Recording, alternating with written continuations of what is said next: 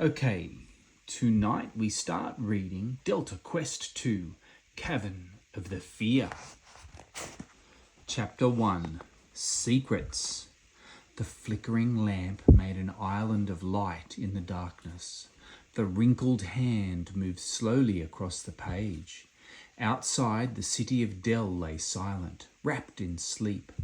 Even those who had long lain awake, grieving for their lost loved ones, had at last fallen into uneasy slumber.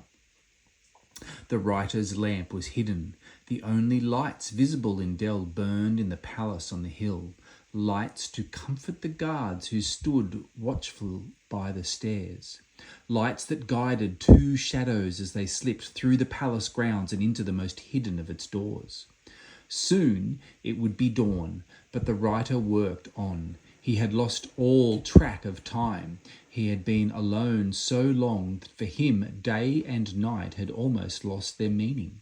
He ate when he was hungry and slept when he was tired, and in the long stretches of time between he wrote, his expert hand rarely faltering. His world shrunk to his secret island of light. Ooh, here you go. Here's what he's writing. The Shadowlands' tyranny over our land has been ended by the magic and power of the Bell of Delora. We are free once more, and our king is the same young hero who, with his two brave companions, restored the stolen gems to the bell and brought it home to Del. The rejoicing of the people can well be imagined. My own rejoicing is no less. But after all I saw in the 16 years of Shadow Lord Uhl, and long before that, I am still wary. The enemy is defeated but not destroyed. He and the creatures of his sorcery have been driven back across the mountains to the Shadowlands. But I fear he has human servants too, and they are still among us. I must therefore remain in hiding until I am certain that the treasure I have protected for so long can be delivered safely to the palace. I try to wait patiently, continuing my work as always, but I confess it is difficult. Since I have been alone, I have been able to make only short visits to the marketplace for news. I dare not stay long away from here. I miss the sun and have grown very weary of this long, lonely time of waiting. But the treasure must be guarded. That is the most important thing. There will be time enough for sun and news when the treasure is in King Leaf's hands. So I fear I have wandered from my point. This has been happening more and more of late, and must not continue. My feelings are of no importance. I must restrict myself to my main purpose, which is to paint a word picture of Deltora in this time of tumult. The Shadow Lord has been banished, but now another battle has begun, a battle against the famine, misery and devastation he has left behind. Of all the evils facing us, the most terrible is our growing understanding of how many of our people have been taken to the Shadowlands as slaves. The farms of the northeast and west have been emptied of people. The best fighters of the Mere and the Plains have been taken, with only one exception. So has every member of the Palace tribe who was not slaughtered at the time of the invasion. Thousands have gone from Del itself. The land can be healed and the rivers cleansed. Crops can be sown once more. Houses and workplaces can be repaired. All over Deltora the work has already begun, but the prisoners in the Shadowlands are out of our reach. With their families and friends cannot be comforted. The marketplace buzzes with talk. There is a growing clamour for a rescue attempt to be made. It has become so loud of late that I am sure it is being fomented by Shadow Lord spies. It would suit the enemy very well for Leif to lead an army across the border. What better way to lay hands on him? So far, I am thankful to say Leif has refused even to consider an invasion of the Shadowlands. He must be aware, as I am, that without a powerful weapon to combat the Shadow Lord's magic, such an attempt would be a fruitless waste of life. Yet, how his heart must ache when the people cry out to him, and he must deny their hopes. If only he knew that I could help him. If only he knew I even existed. They say that he has begun to keep away from crowds, leaving the day-to-day affairs of the kingdom to his mother, Shan.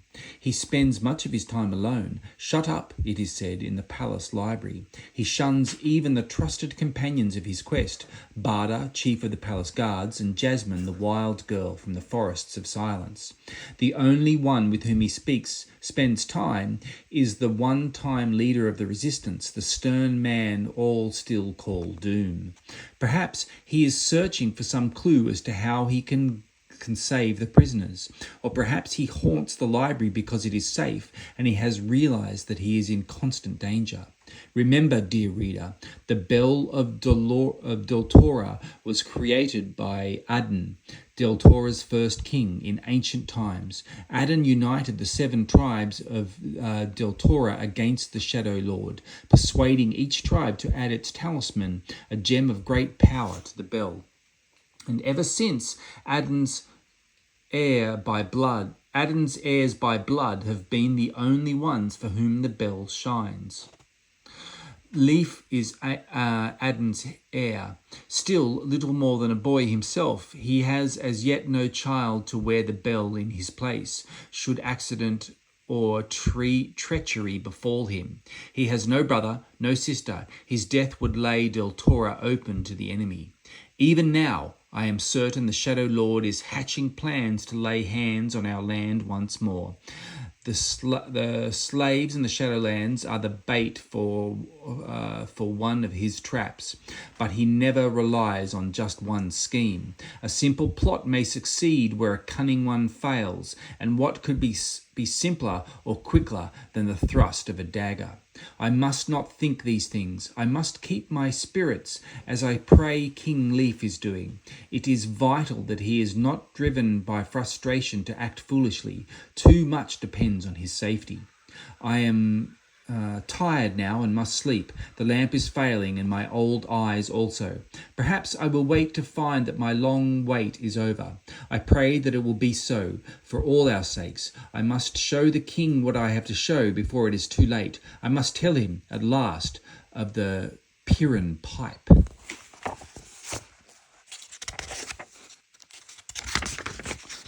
Chapter 2. Dangerous Times. As soon as Leif entered his bedchamber, he sensed that danger lurked within it. He glanced down at the belt of Deltora. Light from the candle he held flickered on the gems set in their medallions of steel. The rich red of the great ruby, the growing green of the emerald, had dimmed. The belt was warning him. Leif's stomach tightened. He drew his sword. His tired eyes searched the shadows. He saw nothing. The room looked exactly as it had when he left it that morning. The barred windows were bare, and there was no trailing cover on the bed. Everything that could have concealed an enemy had been removed weeks ago. Yet there was danger. He knew it. He moved forward cautiously, ears straining for the slightest sound. The moon, sinking in the sky as dawn approached, cast its light into the room. The shadows of the window bars fell darkly across the bed. Leif set the candle on the bedside cabinet. He stretched out his hand and, with one sharp movement, stripped the blanket from the bed. The white sheets and pillow gleamed unmarked in the moonlight. "Show yourself," he muttered. Nothing stirred. He looked around the room again, his thoughts raging. What use was a king who was a prisoner of his own fears? Who could not do what his people most wanted him to do? He froze as a faint piping sound, a single note, piercingly sweet, filled his mind. The sound lasted for only a brief moment. Then it was gone. Leaf shook his head to clear it. The sound had come to him before, once in the library, once here in his bedchamber only a week or two ago. He had mentioned it to no one. His mother and friends were already worried enough about him. If he had ringing in his ears, it was because he needed rest, and he could not afford to rest, not until... But he could not hide away from the people for too much longer. The calls for an attempt to rescue the Shadowlands slaves were becoming louder. Soon the people would begin to feel that their king cared nothing for them. Slowly their trust in him would grow less and at last vanish altogether. Leaf knew this as well as he knew his own name. His own father, kept away from the people, had lost their trust. That was how the gems had been stolen from the belt. And the Shadowland the Shadow Lord had triumphed. He gripped his sword more tightly. It will not happen to me, he told himself. Why else have I been working day and night but to find a way out of this trap? Tomorrow. At the thought of the morrow, he looked longingly at his bed. Perhaps, after all, his nerves had been playing tricks on him. At that very moment he heard a tiny scratching, so faint that he was not sure it was real. It seemed to have come from right beside him. Slowly he slid the point of his sword into the edge of the smooth white pillow. Gently he tilted the pillow upwards, and there, crouching beneath it, was a plains scorpion, purple striped with black and as big as a man's fist. Alerted by the sudden movement, the scorpion reared up, its deadly stinging tail curved to strike. With a shout, Leaf flicked the pillow out of the way. Feathers exploded from its torn side as he smashed the flat of his sword down onto the bed. The scorpion, half crushed, still struggled to attack. Panting, shuddering with disgust, Leaf hammered it again and again until finally it was still. The door flew open and Doom, sword in hand, burst into the room. He stopped, staring at the oozing purple mass that stained the white sheet. Leaf sat down heavily on the edge of the bed. Feathers drifted around him, settling on his hair and shoulders. He tried to smile. "I had a visitor," he said. "What is happening?" Jasmine was standing in the doorway. Cree, the black bird who was her constant companion, fluttered behind her. The small furred creature she called Philly blinked sleepily on her shoulder. Jasmine's green eyes were gleaming as brightly as the dagger in her hands. She moved into the room, taking in the situation at a glance. "A plains scorpion," she said grimly. "That certainly did not come here of its own accord. But how?" "Go back to bed, Jasmine," Leaf broke in. "I am sorry you were woken. All is well." "All is well?" exclaimed Jasmine. "Leaf, if you had put your head on that pillow..." Leaf shrugged.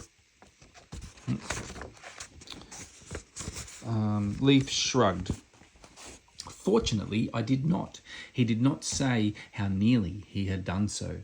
Jasmine went to the window and tugged at the bars. They came away in her hand. "The bars have been sawn through, then replaced," she said. "So that is how the assassin entered." She glanced at the sky and her eyes narrowed. Leaf exchanged glances with Doom. They both knew what Jasmine was thinking, now that her first alarm had passed. What had Leaf been doing all right, that he should come to his bedchamber for the first time as dawn approached? "I have been wakeful, but I feel tired now," Leaf said. Then, that at least was true, he thought ruefully. He ached for sleep. He pulled the stained sheet from the bed. He would lie on the bare mattress and be glad of it. "We will leave you in peace then," said Doom, moving to the door.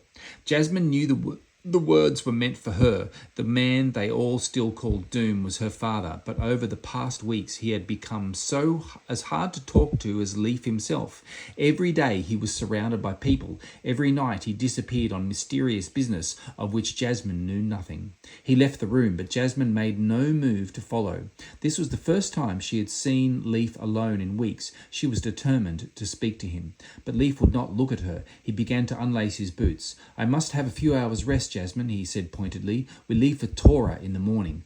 "Tora?" Jasmine stared at him, thunderstruck. "Leaf, you cannot leave Dell now. People are clamouring to see you. You cannot run away." "I do only what I must," Leaf muttered. "If you choose to think of it as running away, I cannot stop you." Filled with an unbelieving rage, Jasmine stormed out of the room. She heard the door close behind her and the key turn in the lock. The hallway was deserted. Doom had returned to his bedchamber and no one else had stirred. Suddenly, Jasmine felt suffocated. She longed for the open air. She hurried to the great staircase and began to run down, her bare feet making no sound on the cool marble of the floor. If only she had someone to talk to, but she did not. Barda had taken troops to the city of Norads to free the people from their cruel leaders, the Rakachas, and to collect food for the hungry of Del.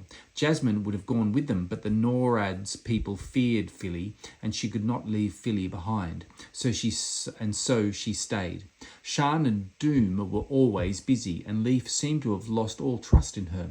He kept secrets he would not share, and now he was running away altogether to Tora, the great city of the West. Certainly, he would be safe there. No evil could survive in Tora, which was guarded by its own magic. But surely he did not believe he could hide forever. Or perhaps he did. Leaf had changed. The old Leaf, the Leaf Jasmine knew, was brave and eager for action. She was not sure that she liked the new Leaf, the secretive, prudent, kingly one, at all. She reached the ground floor and the burly guards at the bottom of the stairs moved aside to let her pass. If they thought it odd that she was up so early, they did not say so. In truth, Jasmine thought grimly they probably expected her to act strangely. Many tales were told of Jasmine, how she was a fearless fighter who had grown up in the dreaded forests of silence and could speak to trees and birds, how her mother had died in the Shadowlands, how her father had been injured so badly as to lose his memory, but had escaped to return to Deltora and become Doom, the feared leader of the resistance. Uncomfortably aware of the guards' curious eyes upon her, Jasmine threaded her way between the huddled bodies of the hundreds of people who slept on the floor of the vast entrance hall. The people came seeking help and, above all, hope. All day they waited patiently in line to see Shan and her helpers. When night came, they slept where they had been standing so as not to lose their places. Many had been there for weeks. Jasmine moved carefully, hoping no one would wake. She dreaded meeting the eyes of those whose loved ones were in the Shadowlands. What could she say to them? "I am sorry, the king says we can do nothing." The thought of the slaves filled Jasmine with shuddering horror. The loss of freedom was to her worse than death. With relief, she reached the huge entrance doors and slipped outside into the dawn. A lone horseman was approaching the palace at a gallop. As he came closer, Jasmine saw, to her surprise and joy, that it was Barda. She ran to greet him as he pulled the horse to a halt, but stopped short when she saw the grim lines creasing his tired face. "Barda, what is wrong?" she exclaimed. "I bring bad news," Barda said, and shortly, "Norads is empty, the food has been destroyed, and all the people have been taken to the Shadowlands."